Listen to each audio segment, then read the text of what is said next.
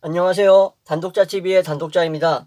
네, 이번 시간에는 프랑스의 과학자이자 사상가, 그리고 우리에게 팡세라는 작품으로 많이 알려져 있다라고 할 수 있는 그 블레이즈 파스칼에 대한 소개와, 그리고 파스칼이 살았던 그 시대, 어떤 시대였는지 간단하게 설명드리고, 그리고 파스칼이 얘기했던 그 짤막한 명언, 그리고 파스칼의 개념, 데카르트의 개념과 상반된다라고 볼 수 있는 섬세의 정신이라는 이 개념을 말씀드리고 마무리하도록 하겠습니다. 이번에는 그렇게 길 것 같진 않아요. 짤막하게 소개를 해드리는 그 영상을 취지로 촬영을 한 거기 때문에 그럼 시작을 하도록 하겠습니다. 이 블레이즈 파스칼 같은 경우는 되게 천재였어요. 천재가 아닌 사람이 어디 있겠냐라고 얘기하시면은 그렇게 손에 꼽을 정도로 드물겠죠. 이렇게 인류에 있어서 여러 유산과 사상을 남긴 사람들 중에 거의 한 98% 이상은 다 천재였던 것 같아요. 제 기준으로 봤을 때. 어쨌든 블레이즈 파스칼은 좀 조숙한 천재, 어린 시절부터 천재였다라고 볼 수 있습니다. 약간 그러니까 모차르트와 같은, 약간 그러니까 어린 나이부터 두각을 드러냈다라고 할 수 있죠. 그런 종류의 천재들이 있잖아요. 노력형 천재도 있고, 아니면은 천부적인 재능이 어릴 때부터 갖춰져 있던 천재도 있었고, 그쵸? 근데 제가 봤을 때는 블레이즈 파스칼은 약간 모차르트 계열의 천재가 아니었나 싶습니다. 사람에 따라 또 평가가 달리 되는 거니까, 또 제가 이렇게 말했다고 해서 모차르트랑 뭐가 똑같다고 모차르트 얘기를 해 라고 그렇게 날석에 생각하지 않으셨으면 좋겠습니다. 제가 말하는 이런 파스칼과 모차르트의 비슷한 점이라고 본 것은 되게 어린 나이에 뭔가를 성취했다라는 측면에서 말씀을 드리는 겁니다. 16살 때 원뿔 곡선론이라는 거를 발표합니다. 저도 이렇게 좀 문돌이기 때문에 이러한 좀 이공 계열이나 수학 계열에 좀 많이 취약한데, 파스칼이 얘기했던 그 원뿔 곡선론이 뭔지는 저도 찾아보질 않아가지고 뭐라고 말씀을 못 드리겠어요. 이쪽 계열은 저도 많이 지식이 부족한 사람이라서, 어쨌든 16살 때 원뿔 곡선론을 발표를 해서 데카르트를 깜짝 놀라게 만듭니다. 그러니까 이 당시에 이제 데카르트와 교류가 좀 있었던 거죠. 데카르트가 알아봤을 거예요. 이 파스칼의 이 나이에 비해서 되게 성숙한 면, 그리고 되게 이렇게 좀 약간 침울한 사람이었어요, 파스칼이. 밝고 막 이렇게 명랑하다기보다는 팡세 작품을 읽어보시면은 약간 그런 냄새가 좀 느껴지실 수도 있는데, 생각보다 많이 좀 음울한 사람이었습니다. 어쨌든 이러한 원뿔 곡선론을 발표를 하고 나서, 그리고 이제 유체역학, 또 유체역학이라는 게 있죠. 저도 유체역학에 대해서 또 모릅니다. 이번 시간은 제가 유체역학 얘기하고 원뿔곡선론만 이렇게 수학적인 지식을 얘기를 해드리는데 기하학일 수도 있고요. 이거에 대해서 부연 설명을 드릴 수 없다라는 게 참 안타깝습니다. 어쨌든 솔직히 하죠, 사람이. 모르면서 아는 척하면 안 되죠. 그렇게 생각해 주시고, 유체역학에 관한 이 파스칼의 원리라는 것, 자기 이름을 따서 발견을 하고, 또 확률이나 적분에 대해서도 업적을 세웠습니다. 나중에 제가 생각하기에 이렇게 좀 이공계나 기하학 수학적인 지식이 좀 많은 분을 좀 만나가지고 이게 뭔지 좀 그분의 입을 통해서 한번 들어보고 싶어요. 제가 또 지식에 대한 또 약간 어느 정도 막 갈망이나 욕망, 그런 열망 같은 게 좀 있는 사람이기 때문에 이 파스칼이 얘기한 이게 뭔가 한번 직접 이제 면대면으로 한번 들어보고 싶습니다. 연구하시는 분들에게 있어서. 그리고 어쨌든 이러한 업적을 세웠어요. 수학적인 업적을. 그리고 이제 31살에 종교적인 회심을 경험했습니다. 이때. 종교적인 회심이라는 게 얘가 조금, 이 파스칼이 조금 논란의 여지가 있을 수 있는 부분이 뭐냐면은, 파스칼은 이제 그리스도교였는데, 자기의 이러한 회심이나 이러한 어떤 기독교나 이러한 그리스도교 쪽의 종교, 카톨릭이라든가, 이런 분들은 아시겠지만 이런 회심 같은 게 있잖아요. 어느 순간에 있어서 뭔가 좀 이렇게 표현해도 될지 모르겠지만 신의 메시지가 들렸다라든가, 자고 일어났더니 어떤 이러한 회심을 겪었다. 이러한 그러한 개인적인 자전적인 어떤 신과 나의 그런 어떤 접촉, 그러한 표현할 수 없는 그러한 것들, 진짜 그러한 것들, 말 그대로. 그런 것들을 회심이라고 부르나 봐요. 저도 종교가 있는 사람은 아니기 때문에 어떻게 설명을 못 드리겠는데, 어쨌든 이러한 31살의 종교적 회심을 경험을 하고, 수도원의 객원이 돼가지고 그 신앙생활을 시작을 합니다. 예. 수도원의 객원이 됐다라는 건. 그러니까 뭐 수도원장 뭐 이렇게 돼가지고 뭐 그 수도원을 뭐 다스린다고 표현하기보다는 관리하고 이런 거는 아니었고 그냥 한 신앙인이었던 것 같아요. 그리고 좀 안타까운 사실인데 파스칼 같은 경우는 39살에 병사를 합니다. 예, 되게 일찍 죽었죠. 그러니까 1623년부터 1662년까지밖에 못 살았어요. 정말 단명했죠. 이러한 측면에서도 솔직히 모차르트랑 좀 닮지 않았나요? 모차르트 몇 살 정도 사신지 여러분들도 아시죠? 한 33살 정도 살았죠. 그죠? 35살인가? 33살은 슈베르트 같네요. 아, 네. 어쨌든 그렇게 이제 단명한 천재 중에 한 명이었다라고 보실 수 있습니다. 이 사람이 썼던 작품 중에 가장 유명한 작품, 다른 것들은 그렇게 많이 안 알려져 있죠. 파스칼의 작품들 중에. 근데 팡세는 정말 유명합니다. 자신이 느꼈던 이러한 종교적 회심과 기독교에 대한 생각, 그리스도교에 대한 어떠한 자신의 입장을 표명하고 그리고 우리가 어떤 자세로 신앙인으로서 살아야 되는가 막 이런 내용을 썼어요. 그런데 이 팡세가 중요한 이유가 뭐냐면은 단순히 자신의 이러한 자전적인 뭐 회고적인 종교적 회심을 썼기 때문에 중요한 게 아니에요. 예, 그럴 거면은 차라리 무슨 뭐 다른 종교인 분들이 썼던 뭐 그런 것들을 보는 게 낫죠. 예, 뭐 참회록이라든가 그런 걸 읽는 게 낫죠. 단순히 그런 내용만 있으면. 근데 팡세의 좀 특이한 점은 이 블레즈 파스칼이 지니고 있었던 약간 이론적이고 이성적인 면, 이런 수학적인 계산적인 면이 팡세에 어느 정도 들어있다라는 게 중요합니다. 그런 부분이 여기에 이제 나타나게 되는데 제가 그런 부분이 어느 부분인지 좀 설명을 해드리도록 하겠습니다. 한마디로 백과사전이라고 하기는 좀 그렇지만 약간 백과사전 같이 느껴지면서 또 백과사전은 아닌데 그렇다고 해서 뭐 종교적인 그런 성경과 같은 그런 책도 아니고 잠언집도 아니면서 뭔가 자기의 그런 경험담을 담기도 했는데 그렇다고 해서 또 자서전도 아니에요. 참 애매하죠. 예.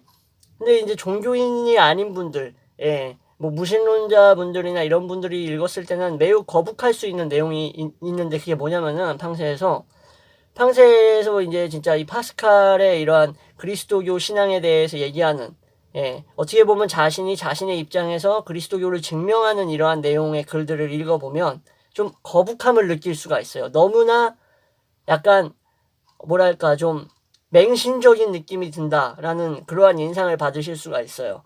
같은 그리스도교인이라도 제가 뭐 이렇게 팡세를 썼던 파스칼을 비하하는 건 아니지만 키르케고르나 토마스 아퀴나스 뭐 이러한 아우구스티누스와 같은 중세 철학자 그리고 실존주의자, 유신론적 실존주의자, 야스퍼스 뭐 이런 사람들이랑 비교했을 때 너무나 뭐랄까 좀 약간 종교적인 광기라고 해야 될까요? 이런 표현까지 해도 될지 모르겠는데 그런 게 배어 있어요. 약간 이게 이런 거를 이제 읽어보시면은 알게 되는데 제 말이 무슨 말인지 아퀴나스 같은 경우는 이 신앙과 이성의 조화를 철저하게 나눠서 그 약간 뭐 개통론적으로 나오는 그 증명이나 이러한 이론에 있어서 충분히 지금까지 사용되어 왔고 과학적이라고 볼 수 있는 그러한 연구 방법을 사용을 하면서 일종의 토미즘 자기 자신의 약간 그러한 조화를 시키고자 하는 아리스토텔레스를 접목시키는 약간 그러한 내용으로 충분히 이렇게 논리적으로 설명을 하려고 노력을 한 사람이에요. 토마스 아퀴나스나 뭐 이런 사람들. 키르케고르 같은 경우도 왜 그냥 종교인이 아닌 왜 실존주의자라고 불리는지 그러한 면모들이 충분히 많이 드러나는데 파스칼 같은 경우는 조금 이렇게 좀 태생적으로 좀 암울했던 사람이어서 그런지 아니면은 좀 알 수 없는 사람인 게 수학자임에도 불구하고 이런 종교적인 거에 있어서는 조금 좀 약간 선을 넘는다라는 느낌을 많이 받으실 수가 있어요. 팡세에 대해서. 네. 그러면 이제 파스칼이 이제 팡세에서 얘기했던 아주 핵심 문장이라고 할 수 있죠. 인간은 생각하는 갈대다. 이거 거의 뭐 웬만한 분들 다 들어보셨을 거라고 생각합니다. 뭐 나는 생각한다 고로 존재한다 뭐 코기토 에르고 썸 그 수준까지는 아니더라도 이거 많이 들어보셨을 거예요.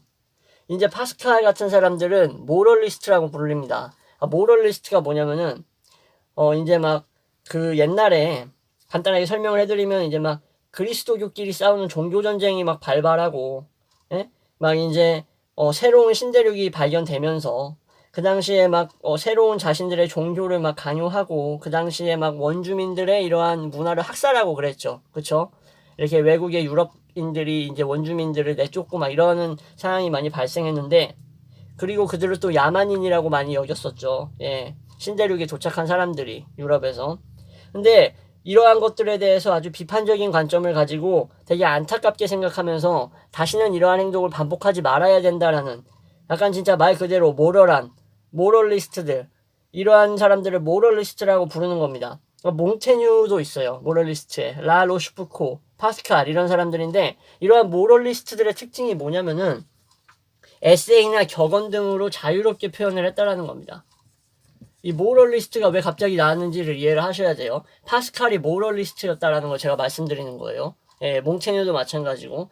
그래서 에세이 형식으로 주로 자신들의 생각을 많이 표출하고, 이러한 야만적인 행동에 대한 안타까움이라든가 잘못된 인류 문명의 발전, 이러한 행동, 방향들, 이런 것들을 많이 비판하고 안 좋게 바라봤던 사람들인데, 팡세도 약간 이러한 에세이 느낌이 나는 책입니다. 예. 그래서 몽테뉴 같은 경우는 이렇게 얘기를 했어요. 모랄리스트인데, 인디언은 야만적인 게 아니라고. 파스칼도 약간 이런 입장이었어요. 서양인과 습관이 다르다는 것을 야만적이라고 본다면은, 그거는 얘기가 달라지겠지만, 야만적인 게 아니다. 한마디로 이 말이 무슨 말이냐. 우리와 다르면 야만적이다. 이거는 너무나 편협한 생각이라는 거죠. 예, 모럴리스트 입장에서. 그래서 사상이나 문화가 다른 어떠한 다른 사람을 대할 때 우리는 독단이나 교만을 버리고 겸허하게 문화 상대주의적인 태도를 취해야 된다라고 주장을 한 겁니다. 예, 그게 바로 모럴리스트예요. 네, 나에게 진리가 상대방에게도 진리라고 할 수 없다라는 거죠. 예, 이거는 약간 소피스트와는 다릅니다. 소피스트처럼 뭐 진리는 없다. 왜냐? 너한테 진리인데 나한텐 진리 아니고, 또 저 사람한텐 진리인데 이 사람한텐 진리 아니니까 진리라는 거는 그냥 말뿐인 쓸데없는 거다라고 생각했던 그러한 뭐라 그럴까, 소피스트적인 건 아니에요. 절대. 그냥 다른 문화와 나의 문화, 진리를 인정하자라는 거지. 예, 뭐 중구난방으로 널려있다 진리가, 이런 건 아닙니다. 모럴리스트는. 네, 오해가 있을 수 있기 때문에 설명을 해드렸습니다. 그래서 다시 돌아오면 이 인간을 생각하는 갈대다라는 말, 여기서 파스칼이 바라보는 인간관이 드러납니다. 처음에 딱 들어보면 어떤 생각이 드세요? 인간은 생각하는 갈대다. 예. 그냥, 뭐, 생각을 한다. 그리고, 잘 흔들린다. 갈대처럼, 생각할 수 있네? 그래서, 인간은, 여기저기 뻗칠 수 있다. 여러 가지 해석이 나올 수 있어요. 이 참 의미를 모르면, 진정한 의미를 모르면. 파스칼이 얘기하고자 하는 것은 그런 측면이 아닙니다. 이렇게 해석하면 안 되고, 파스칼이 하려던 말은 우주에서 바라봤을 때 우리 인간은 진짜 보잘것없는 어떤 그런 갈대처럼 무기력하다라는 것을 말하고자 한 겁니다. 네. 그러니까 파스칼의 인간은 그러니까 욕심이라든가 탐욕, 그리고 끊임없는 불만족, 그리고 이러한 현실, 그리고 외부적인 이러한 상황들, 안 좋은 상황들에 맞설 그러한 능력이 없는, 어떻게 보면은 되게 무기력한 존재, 예, 진짜 안타까운 존재, 비관적인 이러한 입장에서 바라본 거예요, 인간관을. 그리고 지금까지의 사상이, 근세 사상이, 중세 사상이 이성 위주로, 합리주의 위주로, 이성이 만능이다, 인간이 가지고 있는 이성으로 통해서 모든 걸 해결할 수 있다라는 이러한 지금까지의 가치관이 파스칼의 입장에서는 위기감을 느낀 거예요. 네. 우주에서 인간은 아무것도 아닌 존재다. 진짜. 그렇기 때문에 우리는 외부에 어떤 사건이 일어나면은 진짜 그냥 당할 수밖에 없어요. 예를 들어 드릴게요. 어젠가 그저께 뉴스에 나왔었는데, 어떤 자동차가 중앙선을, SUV인데 침범해가지고 가족들이 가고 있는 그 차량을 이제 받았나 봐요. 2차선에서. 근데 그 운전자는 음주운전 상태였는데, 그러니까 한마디로 피해자 입장에 있었던 그 가족들은 다 몽땅 사망했어요. 근데 막상 음주운전한 그 사람만 산 거예요. 이런 것들 딱 봤을 때, 도덕적이고 감정적인 걸 다 떠나서, 인간 진짜 어느 순간 예측하지 못한 순간에 진짜 말 그대로 작살날 수가 있을 만큼 정말로 위태롭고 연약한 운명이라고 생각을 한 거예요, 파스칼이. 예, 제가 말씀드린 것처럼. 그리고 인간은 자기 지식이나 자기의 이성, 한계를 느낀다고 해요. 파스칼 입장에서. 근데 이것도 맞는 말이죠. 우리가 이성의 한계가 있고 지성의 한계가 있기 때문에 제가 서양 철학뿐만 아니라 미학, 문학에 대한 모든 지식을 섭렵하고 싶지만 절대로 불가능하죠. 그죠? 이러한 나의 한계를 알 수 있죠, 인간은. 근데 파스칼은 인간이 그런 의미에 있어서 위대하다라고 본 거예요. 오히려. 인간은 자기의 한계를 자각하고 나의 이성이 어느 정도까지밖에 발전할 수 없다. 내가 알 수 있는 건 여기까지구나라는 걸 알기 때문에 인간이 위대하다라고 얘기한 겁니다. 그래서 인간은 생각하는 갈대라라는 말은 제가 이런 측면을 얘기한 겁니다. 이러한 어떠한 필수 불가결한 무기력한 상황, 어떻게 손댈 수 없는 이러한 우리를 둘러싼 이러한 뭐라 해야 될까? 불가항력적이라고 해야 될까? 하여튼 그러한 상황들 앞에서 자기 자신의 위치와 자기 자신의 현실을 바로 볼 수 있기 때문에 우리는 합리주의, 이성을 무조건 맹목적으로 맹신해서 이 이성을 통해서 피해를 주지 말아야 된다라고 주장을 한 겁니다. 피해를 주면 안 된다고. 원주민 얘기했었죠. 방금 전에 모럴리스트, 몽테뉴 얘기했었고. 이성을 통해서 피해를 주는 게 단지 물리적인 피해를 주는 것만 피해가 아니에요. 내가 옳다고 생각하는 것을 다른 사람한테 강요하는 것도 이 우리가 가지고 있는 이성, 지성을 통해 다른 사람한테 피해를 주는 거죠. 그쵸? 가치관이 다른 사람에게 나의 가치관을 강요하는 것. 그쵸? 이러한 것들도 이 모럴리스트들이 가장 경계했던, 파스칼이 경계했던 이성이 만능이 아니라는 이러한 관점이라고 볼 수 있습니다. 이번 편은 제가 좀 덧붙이는 말들이 많죠. 파스칼 얘기를 하면서. 단순히 파스칼을 소개한다라는 걸 떠나서 이건 좀 우리가 한 번쯤 생각해 볼 만한 문제라고 생각해요.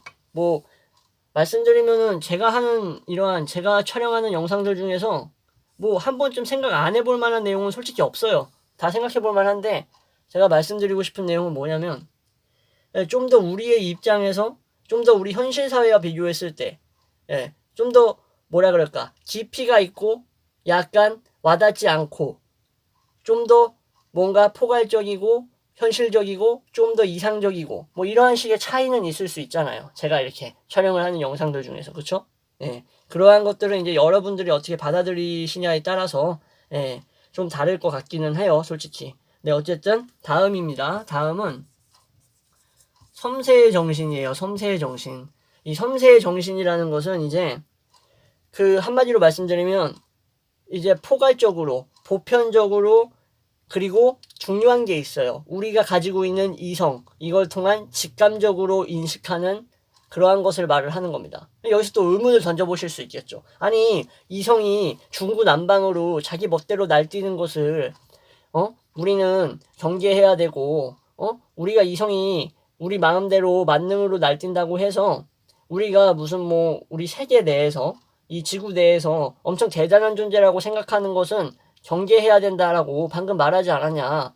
파스칼이 그렇게 얘기했다며 하고 의문을 저한테 제기하실 수 있어요. 근데 여기서 말하는 파스칼은 우리의 이러한 이성을 가지고 사유를 하는데 어떠한 식으로 적용을 해야 되는가를 얘기하는 거예요. 그러니까 우리의 이성을 어떤 사유, 판단을 하는 데 있어서 바를 정자죠. 올바르게 적용을 해야 된다라고 한 겁니다. 이성을 가지고 다른 사람들을 배척하거나 우리와 문화가 다르거나 우리와 생각이 다른 사람을 약간 경멸하거나 밀어내는 듯한 약간 이런 식으로 접근한다면 이러한 이성을 가지고 사유와 판단을 했다라고 볼 수 없는 거죠. 이성이 바로 감정의 노예가 돼버린 거죠. 그런 상황 같은 경우. 내가 어떤 사람이 마음에 안 들어서 그 사람에게 엄청난 해를 입히고자 한다면 나의 이성은 나의 감정에 노예가 되어 있는 상태잖아요. 그런 걸 얘기하는 게 아닙니다. 파스칼은. 이성을 똑바로 사용해야 된다라는 거죠. 이성이 만능이 아닌 건 맞아요. 근데 똑바로 사용하자라는 거예요. 어떤 식으로 사용하자고 얘기했냐면 여기서 이제 데카르트와 비교가 들어가야 됩니다. 데카르트 같은 경우는 수학자였죠. 데카르트도. 파스칼도 마찬가지고요.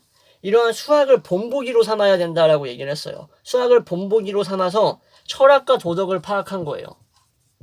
그러니까 철학이 먼저였던 사람이 아니에요. 데카르트는. 데카르트는 철저한 유물론자였고 철저한 기계론적인 측면이 있어요. 그리고 이러한 수학, 합리론의 거의 진짜 뭐라고 표현해야 될까? 어떤 뭐라고 표현해야 되지? 데카르트를 합리론의 그 아버지라고 표현하기는 좀 너무 과한가? 어쨌든 네, 데카르트는 이러한 수학을 가지고 철학과 도덕을 파악하려고 했는데 근데 연역법을 사용을 했어요. 연역법. 네, 이러한 연역법을 사용을 해서 어떤 걸 하려고 했냐면 공리나 어떠한 것의 정의 그리고 또 어떠한 증명 같은 것들 있죠. 증명. 이런 연역법을 통해서 공리나 정의나 증명을 이제 파악하려고 했다라는 거예요. 네, 순서대로 파악하려고 했다라는 거예요. 이제 예를 하나 드릴게요. 네, 데카르트가 하고자 했던 이러한 것이 뭐냐면 기하학의 정신이라고 볼 수 있는데 도둑이 있어요. 도둑은 나쁜 사람이다. 네? 도둑은 나쁜 사람이다라는 명제가 있다고 칩시다. 근데 A라는 사람이 도둑질을 했어요. 그래서 따라서 A는 나쁜 사람이다 라고 얘기하는 이런 연역적 방식으로 도둑질에 대한 정의, 악에 대한 정의, 그리고 사람에 대한 정의를 했죠. 그쵸? 증명하고 왜 나쁜 사람인지 증명했죠. 도둑질을 했으니까. 그쵸? 도둑질은 왜 나쁜 것이니까. 이런 식으로 파악을 했다라는 거예요. 철학을 파악할 때. 근데 이러한 사고법으로 신의 존재까지 증명할 수 있다라고 얘기했는데 이게 이제 데카르트 사상에 있어서 약간 문제가 많이 되는 부분이에요. 이런 수학적 사고로 인해서 또 신까지 증명이 가능하다라고 본 거예요. 네. 이제 이런 식으로 신을 증명할 수 있다라고 본 건데 근데 파스칼은 좀 달라요. 데카르트와 다른 점이 있어요. 그러니까 파스칼은 여기다 쓸게요. 파스칼 같은 경우는 이제 섬세의 정신을 얘기했다라고 제가 했는데 이제 A군이 있었죠. 아까 도둑질했던 사람. 그러니까 A군은 나쁜 사람이 아니다라고 생각을 할 수가 있다라는 거예요. 도둑질을 했기 때문에 나쁜 사람이고 어쩌고 저쩌고가 아니라 왜 그러냐? 파스칼 같은 경우는 사람이라는 것은 모순과 다양성을 가지고 있다라고 본 거예요. 네. 그러니까 데카르트처럼 이렇게 수학적으로 이래서 이래, 저래서 저래 하고 딱딱 증명을 할 수 있는 그러한 존재가 아니라고 본 거예요. 파스칼은. 이러한 다양한 모순과 다양성이 사람의 마음에 깃들어 있는데 이러한 모순을 포함한 채로 직감에 따라서 판단을 해야 된다는 거예요. 직감. 그러니까 사람을 딱 봤을 때 우리가 논리적으로 계산해서 판단할 수 있어요. 월 수입이 얼마, 생긴 거 어떻고, 입은 옷 어떻고, 차 어떻고, 가진 거 뭐고, 부모님 집안 어떻고, 이런 것들로 파악할 수 있죠. 근데 이러한 것들은 약간 수학적이고 계산적인 측면에 가까워요. 예. 집에 돈이 많을 것이다. 왜냐? 그는 비싼 시계를 차고 다니니까. 근데 어머니 이름으로,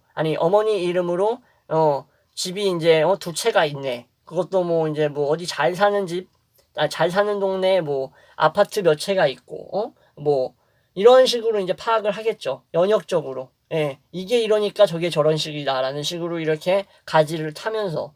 근데 이런 식으로 파악할 수가 없다라는 거죠, 파스칼은. 모순과 다양성을 안고 있기 때문에 우리는 어떠한 것을 그 모순을 가지고 있는 채로, 이 모순을 갖고 있는 채로 직감적으로 판단하는 것, 직감으로 판단하는 것 또한 이성이라고 본 거예요. 근데 데카르트 입장에선 이건 이성이 아닌 거예요. 왜냐? 데카르트 입장에선 철저하게 계산적으로 파악을 하고 그러한 행위를 하도록 만들기 위해 우리에게 주어진 게, 신이 우리에게 주어준 게 그런 게 바로 이성인데 파스칼은 그런 게 이성이 아닌 거예요. 이런 것보다는 파스칼에게 있어서 이성은 우리가 모순과 다양성을 갖고 있지만 그러한 것조차도 한 번에 직관적으로 파악할 수 있는 것, 그렇게 해주는 것조차도 이성이다라고 얘기한 거예요. 네, 좀 이해가 되실지 모르겠는데 그렇다고 해서 파스칼이 제가 방금 데카르트가 말했던 이러한 이성의 측면이 파스칼이 아니라고 얘기를 했다고 해서 데카르트가 얘기했던 이러한 이성, 계산적이고 이런 논리적인 이성을 부정한 건 아니었어요. 왜냐? 그도 수학자였기 때문에 충분히 그런 측면은 이해를 하고 인정을 하고 있었어요. 근데 제가 여기서 왜 데카르트의 이성이 아니라고 말씀을 드리는 거냐면 파스칼의 입장에서 섬세의 정신을 통해서 말씀드리면 그런 식으로 파악했을 때 이성은 데카르트적 이성이 아니라는 거죠. 데카르트가 봤던 이성이 아닌 거예요. 파스칼에게 있어선. 파스칼에게 있어선 그러한 측면의 이성보다 이러한 측면의 이성이 이성에 더 가깝다라고 생각을 했던 거죠. 그쵸?